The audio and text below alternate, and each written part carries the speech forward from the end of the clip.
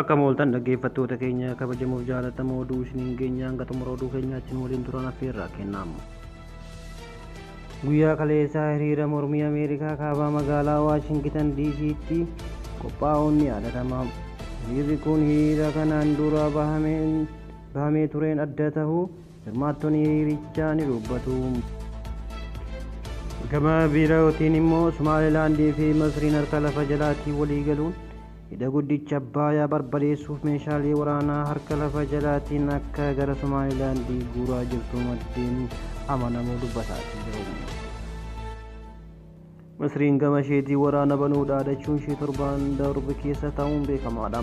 Kanumaan wal qabatee meeshaalee gurguddoo harka lafa jalaatiin daldaala qurxummii fakkeessuudhaan meeshaalee gurguddoo kan guyyaa tokkotti laga guddicha Abbayyaa barbadeessu Somaalilaandiin galfatteeti jirti.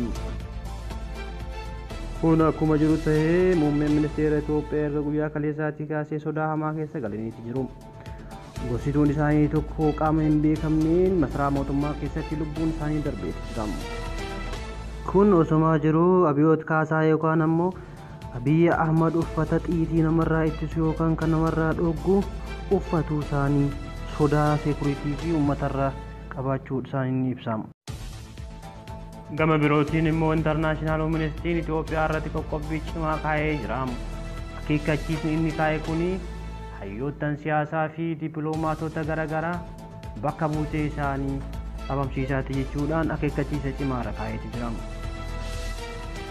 Hordoftoota keenya kabajamuuf jaalatamoo qophiin guyyaa irraa qabannee dhiyaanne kana fakkaataa hanga guyyaa biraa walitti deebinutti nagaan tura.